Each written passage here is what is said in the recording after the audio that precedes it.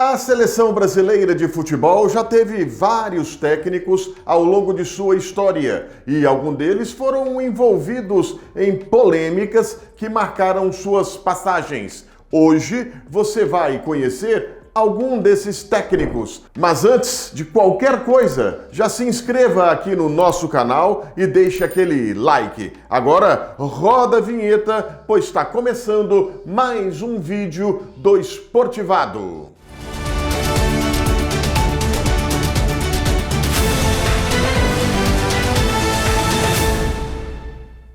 Bom, vamos começar falando do fenômeno Mário Jorge Lobo Zagallo. Ele foi um dos técnicos mais bem-sucedidos da seleção brasileira, tendo conquistado a Copa do Mundo de 1970. No entanto, sua passagem em 1998 foi marcada por críticas e polêmicas, especialmente após a derrota para a França na final da Copa daquele ano. Pessoal, a carreira de Zagallo como comandante da seleção brasileira não esteve isenta de polêmicas e debates, como é comum em cargos tão expostos e em um país tão apaixonado pelo futebol como o Brasil. E a conquista da Copa do Mundo de 1970 foi marcada por algumas controvérsias. Uma delas, a escolha de Zagallo em manter Félix como goleiro titular. E apesar de atuações instáveis pelo Fluminense e ser criticado pela imprensa, Félix jogou toda a Copa e a seleção brasileira conquistou o tri no México. Além disso, Zagallo insistia no uso de algumas táticas defensivas e em certos momentos foi contestado, pois muitos esperavam um estilo mais ofensivo da seleção brasileira. No entanto, a equipe acabou vencendo a Copa, o que amenizou as críticas. Uma das decisões mais controversas de Zagallo como técnico da seleção foi não convocar Romário para a Copa do Mundo de 1998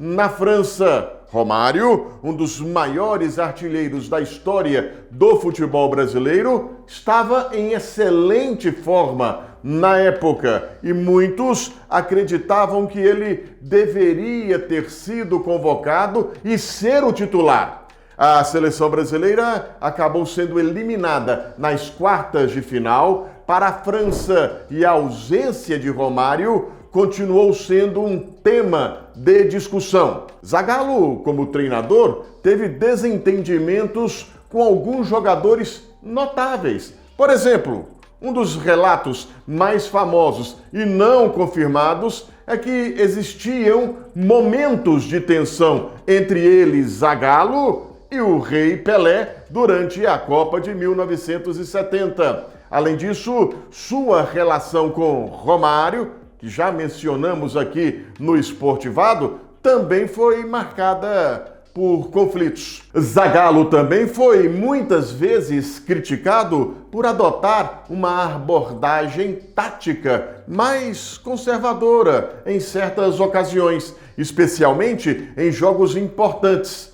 Alguns críticos argumentaram que ele poderia ter utilizado o talento ofensivo do Brasil de maneira mais ousada em algumas situações. Bom, o cargo de técnico da seleção brasileira é notoriamente exigente e Zagallo não escapou da pressão da mídia e nem da torcida. A imprensa e os torcedores frequentemente analisavam cada decisão e resultado de forma minuciosa, que tornava seu trabalho ainda mais desafiador. Afinal, todo brasileiro tem um pouquinho de treinador, não é verdade? Olha, apesar dessas polêmicas, é importante destacar que Zagallo também obteve sucesso significativo como treinador da seleção brasileira, conquistando a Copa do Mundo de 70 e sendo assistente técnico nos Estados Unidos em 1994, onde o Brasil foi tetracampeão do mundo. A carreira de Mário Jorge Lobo Zagallo como técnico é marcada por altos e baixos, mas sua história no esporte permanece indiscutível, com contribuições significativas para o futebol brasileiro. Agora vamos falar dele, Luiz Felipe Scolari, o Felipão. Ele é um dos mais vitoriosos técnicos do futebol brasileiro. Filipão nasceu em 9 de novembro de 1948, na cidade de Passo Fundo, no estado do Rio Grande do Sul. Scolari é uma figura icônica no futebol, tanto no Brasil quanto no exterior, devido aos seus feitos como técnico. Como jogador, Scolari era um zagueiro mediano e nunca alcançou destaque significativo como jogador. Sua verdadeira vocação no futebol foi como técnico. Scolari começou sua carreira de treinador em clubes brasileiros, mas foi com o Grêmio de Porto Alegre que ele ganhou destaque ao conquistar a Copa do Brasil e também a Libertadores em 1995. O auge da carreira de Filipão veio quando ele comandou a seleção brasileira na Copa do Mundo de 2002, no Japão e na Coreia do Sul. Sob o comando de Scolari, o Brasil conquistou seu 5º título mundial, derrotando a Alemanha na finalíssima. Ele ganhou reconhecimento por sua habilidade de motivar e organizar equipes. Scolari retornou ao cargo de comandante da seleção brasileira em 2012, já pensando em montar um time vencedor para a Copa do Mundo do Brasil em 2014. O time não teve o mesmo sucesso de 2002 no Japão e na Coreia do Sul e foi humilhantemente derrotado. Gente, até hoje eu tenho trauma por causa daquela partida, hein? Foi humilhantemente derrotado pela Alemanha em Belo Horizonte nas semifinais. E na decisão do 3º lugar, outra derrota humilhante. Perdeu para a Holanda 3-0 em Brasília.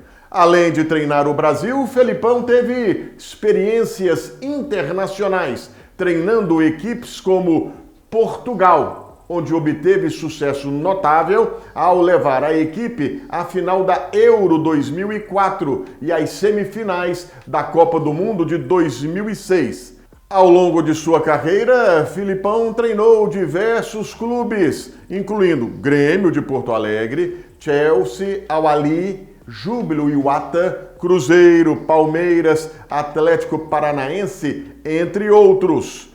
Scolari é conhecido por ser um treinador motivador e por sua abordagem tática sólida e organizada. Ele também é admirado por sua capacidade de construir um forte senso de união e coesão em suas equipes. Em todos os times que ele passou, sempre se cria a família Scolari. Luiz Felipe é uma figura carismática e respeitada no mundo do futebol, com uma carreira de sucesso tanto em nível de clube quanto em nível de seleções. Ele desempenhou um papel fundamental no desenvolvimento e popularização do futebol brasileiro e é lembrado como um dos grandes treinadores do esporte. Felipão comandou a seleção em 2 Copas do Mundo, conquistando o título em 2002, mas também ficou marcado pela derrota histórica para a Alemanha por 7-1 nas semifinais da Copa de 2014, realizada aqui no Brasil. Bom, outro nome da lista é Dunga, que foi criticado por seu estilo de jogo defensivo durante a sua passagem como técnico da seleção brasileira entre 2006 e 2010. Ele não conseguiu conquistar a Copa do Mundo de 2010 e enfrentou muita pressão da mídia e dos torcedores. Agora vamos falar também de Vanderlei Luxemburgo, um renomado e vitorioso técnico de futebol brasileiro. Ele nasceu em 10 de maio de 1952, em Nova Iguaçu, no Rio de Janeiro. Luxemburgo é amplamente reconhecido por sua longa e bem-sucedida carreira como treinador de clubes de futebol aqui no Brasil, bem como por seu estilo de gestão e sua influência no futebol brasileiro. Ele começou sua carreira como jogador de futebol, mas foi como técnico que realmente se destacou. Iniciou sua trajetória como treinador em clubes menores, antes de conquistar sua primeira grande oportunidade em um grande clube brasileiro, o Palmeiras, em 1993. Luxemburgo teve um grande sucesso no Palmeiras, onde conquistou diversos títulos, incluindo o de Campeonato Brasileiro e também o da Copa do Brasil. Seu trabalho no clube o consolidou como um dos grandes treinadores e muito respeitado no Brasil. Luxemburgo teve experiências como treinador em clubes europeus, como Real Madrid e Olympique de Marseille. Embora não tenha conquistado títulos de destaque na Europa, sua passagem por clubes de ponta no futebol mundial ajudou a aumentar a sua visibilidade internacional. Após suas experiências no exterior, Luxemburgo retornou ao Brasil e treinou diversos clubes, incluindo Cruzeiro, Santos, Flamengo, Corinthians e, novamente, o Palmeiras. Em muitos desses clubes, ele continuou a conquistar títulos importantes. Luxemburgo é conhecido por sua abordagem tática disciplinada e seu foco é voltado a sistemas defensivos sólidos. Ele valoriza a organização tática e a estrutura defensiva, muitas vezes